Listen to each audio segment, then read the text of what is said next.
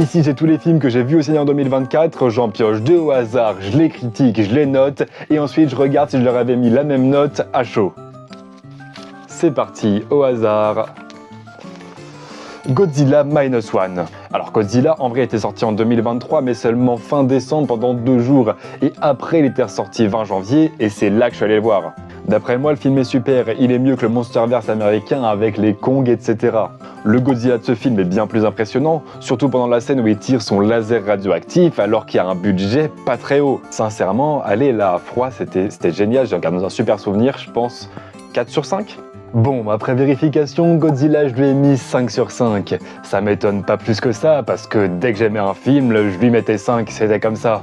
Maintenant, j'essaie d'être un peu plus critique, et c'est peut-être un peu mieux. Deuxième film, c'est parti. Allez, hop, au pif.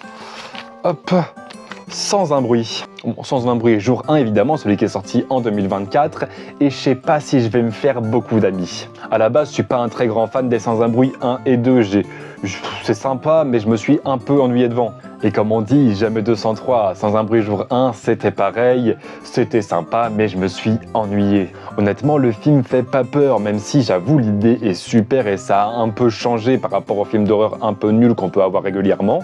Et bah, je suis pas dedans. Donc voilà, là à froid, je dirais 2,5, 3 sur 5, max. Je viens de vérifier et Sans un bruit jour 1, je lui avais mis 3 étoiles.